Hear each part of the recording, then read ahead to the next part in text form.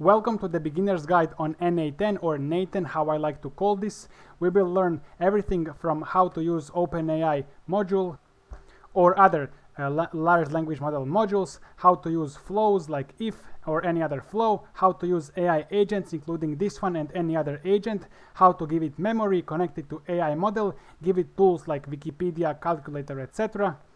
Then we will learn how to connect to external tools like Airtable, and then we will learn how to connect, how to make HTTP requests and connect to external tools that are not natively supported in n8n. And we will also learn how to execute a different workflow from this workflow. After watching this course, you're gonna have a basic understanding of how to use and operate n8n. Join my school to learn more about AI, automations, chatbots, and all that kind of stuff. We will also learn how to call image generation API Flux in this case. So if you go into n8n's website, and yes, I will be calling it n8n because it makes more sense for me, you can buy these subscriptions, but in this video I will show you how to run it on your local machine for free and then how to deploy it to cloud very cheaply for a fraction of these costs. If you just Google it, and you can go to this GitHub and click this GitHub link. Let's scroll all the way down where you see this start. We need to install this Node.js, so let me just click this Node.js. So you will just download the latest version, and after it downloads you will just run it and install it. It's very simple, just click next, next, next. And then I'm just gonna enter cmd to open command prompt or terminal or whatever it's called. And then I'm just gonna write this simple command, and please do not get scared, you need zero coding experience. npx n8n. That's it. Press enter and wait for it to start. And after some time you're gonna see a bunch of this code written. So basically you need to go to localhost 5678, and I entered that localhost 5678. You're gonna have to create an account, and then it will automatically redirect you to home workflows. And let me add a new workflow here. Let me rename it to tutorial workflow. So I think the first thing we should do is connect ChatGPT. So let's go here and say ChatGPT, or you should have said OpenAI. And let me message a model. Okay, now it says we need to create an account. So you will not have any, so let me go here, create credentials. And then we need to open a new, actually we can just click here, API keys, and this will open. And then you will need to either create an account if you don't have one, but I'm just gonna click here, create new secret key, and name it something, and then press OK, and then I'm gonna copy, go back, and paste API key. So that's it, save. Now we can close this, but I need to rename this, for example, tutorial OpenAI connection, so I know what it is. And then let's save again, close, resource text, and then let's expand this model from list and then choose, and I'm going to scroll down and find 4.0 mini. Let's say test. I'm just gonna say count 1 to 10, role user. Now I recommend setting first role system. So role system would be something like you are a counter, and then add message, and then role user, count 1 to 10. So system describes the instructions. I think that's it. If I say just test step, it's gonna call the OpenAI API, and it immediately returned counting and role assistant, and that's it. So now what you would do is, I think we can go back here, and we have this trigger when clicking test workflow. So when I click test workflow, this will trigger this node. This will trigger the whole workflow. So now it finished, and I can click this. Make sure to double click, and then you will see the output. This is the second output, even though it looks the same as the first one. The first one was just this test step, but this is actual output. So we can go back. Here in executions, we can see the history of executions. So we have the first execution and the second execution. So if I click the second execution, I can double click here and I can see the whole history. Now let's go back. Make sure to click this editor. You can only edit and execute in editor. And then let's go here, add another node. Let's learn about flow. So let's first, for example, use if. So this will let us set some conditions, but let me go back. And I'm gonna go to OpenAI and I'm gonna say, decide if you want an ice cream with 50-50 chance, say yes or no only. And then I asked, do you want an ice cream? So we will now go back, and here in this if, click here to the first value, expression, and actually, yeah, we're gonna go here to OpenAI and then content. Let's just drag content. And so here, string is equal to, so if string is equal to yes, so this can be true or false. So this string will be equal to this yes or not. So let's go back. If it's true, then it will execute this command. So whatever we do here, it will execute, or if it's false, it will execute this path. So whatever, we can add whatever we want here as well. Let's delete this if. Let me go here. I can go advanced AI, and let's add an AI agent. So I'm gonna choose tools agent, and that's it. Now we need to add a chat model. So let me, for example, add this OpenAI model that I just added. I'm gonna select tutorial OpenAI and model 4.0 mini. Let's go back. Now let's add some memory. So I'm gonna use window buffer memory easiest, and context window length, let's say 5 previous messages. That's it. Now it has memory. And tools, let me add calculator. There is no options for calculator, it's just a calculator. So let's go back. You can press space and drag, and then you can add one more tool, and let me give it Wikipedia. And there is no options again. So this is interesting. We can chat with this agent, but let me first delete this OpenAI module because it's useless. It's asking for ice cream. And then let me drag it here. And now we can chat. So when I chat, it will trigger this trigger. So when chat message received, it will go then here. So it wouldn't even go through the OpenAI one, because that one goes only when I click this test workflow. Let me chat. Tell me about psychology. This is the answer that I got after about 8 seconds. So we can see here what happened. The first node, window buffer memory, it just loaded the whole memory of the conversation first, but since this is the first message, there is no other messages here, just input and system. Then it called ChatGPT mini. It took around 1.2 seconds. It just sent these two things. But then the output, we can see here raw JSON. We can see that finished reason is tool call, which means that GPT 4.0 mini decided to call a tool, and the tool it decided to call is this one below, Wikipedia. It passed in this query psychology, and then the Wikipedia returned this blob of text. Then we gave that blob of text into GPT 4.0 mini like this. This is the whole input, and then the output was a formatted version by GPT 4.0 mini.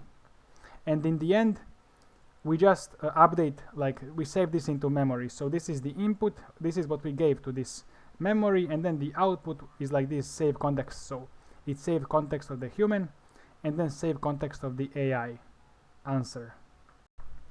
If I go here and say, what is this number times this number divided by this number, it should be using calculator tool. So I think it did. So first it looked into the memory. So we hear that in the output of memory, we get this whole conversation history that we had until now. Then it passed this into ChatGPT. So it says like human, and then what is this number calculation, and then it used calculator. And then it passed the result of the calculator back to ChatGPT as the latest message. So this is the tool result, and then saved back into, but I just have to say that this is what it passed to ChatGPT, but this is what it returned from ChatGPT, so the answer. And we can see full JSON, so this is the text that it returned, and then it passed this text into my chat here, and in the end it updated memory, saved this into memory. I deleted everything, so let me go here and say advanced AI. So all of the other AIs are pretty much the same. Let me say text classifier. So text to classify, I'm gonna say expression, and I'm gonna say this chat input. I'm gonna drag whatever the user writes here, and let me add category sad, and then let me add category happy.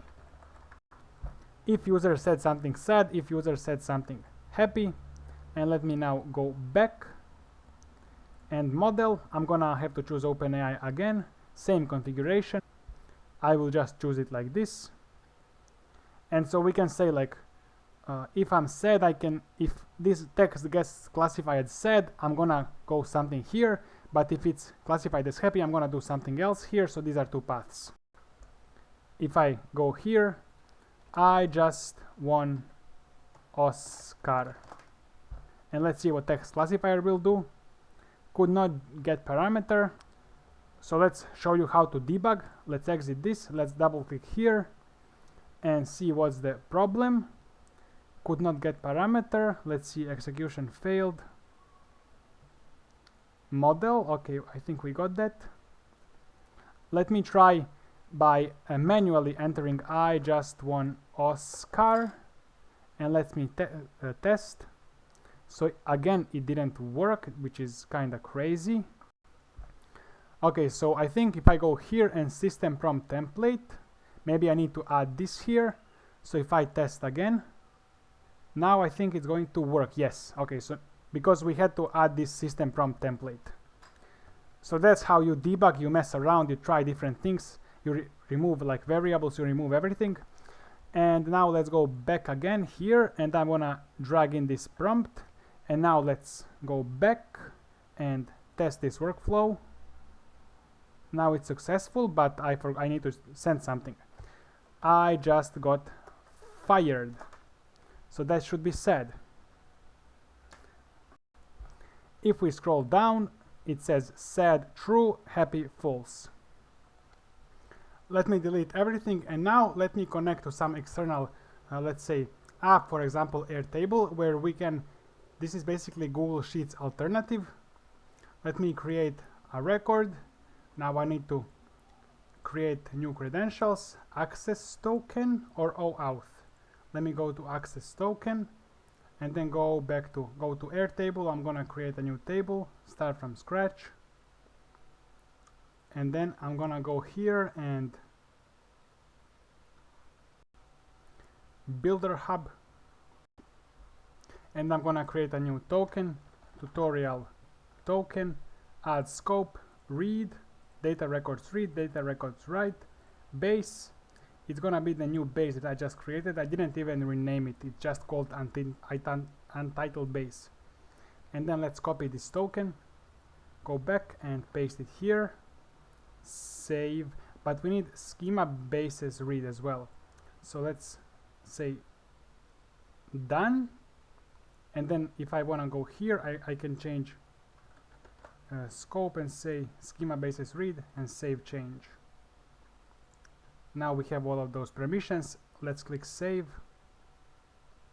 and it's connected successfully. Now let me create a record and then choose table. It's gonna be our base. This is untitled base. You can change your base name. If we go back, I go here, say tutorial base, and I go here, double click table, say tutorial table, and now it should refresh. If I click here to these dots, refresh list, it's gonna say tutorial base, but don't open it. Oh wait, so don't click this thing, click here and then tutorial table, name, mark. Let me leave everything else as is, and if I click test step, it says it added it properly, so here it is. Now these three fields were already existing, so I want to delete them, and now we have only this field. So you can choose to create, update, delete, search, records, whatever you want. Now I will show you how to connect to an API, how to make HTTP requests, and at the same time I will show you how to generate images with AI, in this case Flux 1, the newest AI model. So if you want to know either of these, you can watch this part. So let's go to replicate AI and just say Schnell, like this, and we can choose this one, Flux Schnell, and then we will use this API to generate images. So you can change the prompt here. I think you need to maybe add your credit card for this one, but you can also, if you don't have one or you don't want to add one, well, you can try first to generate without, but if you don't want to, you can just still follow the tutorial. You will just not get generated images. So I'm gonna click here HTTP request, and so let's go back to n8n and click to add a new node, HTTP request.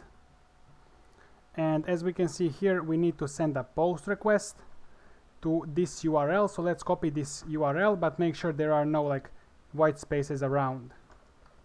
So let's go back. It's a post request. This is the URL.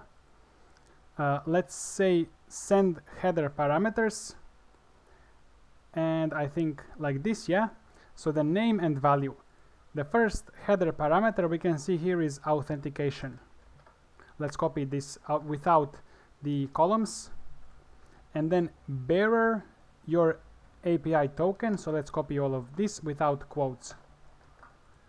So let's say that like this, and then we need to replace this. So this is your API token here. Let me show. I'm gonna copy it. I'm gonna rotate this, don't worry. And let's go back and just say bearer. So it should be like this, bearer and then API token directly without the $sign. And we also want to send body, and then let's say raw body. Content type, it's gonna be this content type application JSON. So just copy this application JSON. Now we could set this as headers, but we don't need to because we're sending it here anyways.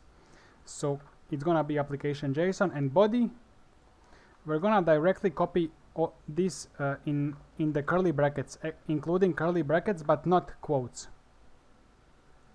So let's go here, body. So I think it doesn't matter that it's kind of underlined. That's it. So if I test this step here, we'll see that it doesn't work. Now I figured out why it doesn't work. So as I said, we cannot have these quotes because this is causing some problems. Now we have these like backslashes that are gonna escape or neutralize these quotes if I wanna be more kind of casual. But I'm just gonna click here. I'm gonna delete like these quotes and everything here so it doesn't cause any problems. And that's it. Let me try to test again. And now it works. Now if we scroll all the way left, we see that we have these URLs and we see get. When we see get, what it usually means is make a get request to this URL to get this image. That's what it usually means. So let me actually make another request. Let's go here, HTTP, and this one will be get. Yeah, get to this URL. So if I just say test this step, authorization failed. So yeah, I knew that would happen. So let's send headers, and if we remember, we need to copy this authorization, and let me paste it here, and then bearer and your API key. So bearer into value, and then one space and your API key. So you need to have this header and replace this API key here. Like that. Okay, let's test this now. Okay, now we got something.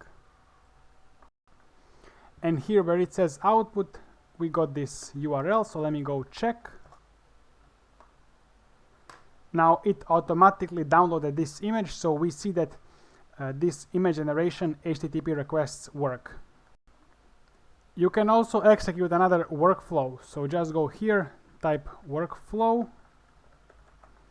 and execute workflow, and call another workflow. So workflow ID, you need to go back and click the workflow. So let me go back, let's go home, make sure to save this, and let me enter this workflow, for example. And then this is the ID, so I can just copy this ID from the URL, and let's go home again to our workflow. No, not that one. So this one, and then go here, workflow ID, and that's it. And this will execute this workflow. For self-hosting, I just recommend you watch this tutorial, the ultimate guide to self-hosting n8n for unlimited automations. This is a 13-minute long tutorial. It's very detailed, it's very good. Join my school here to learn more about AI, about automations, link in the description below. You can engage with community, you can subscribe to my channel as well. Until next time, see you.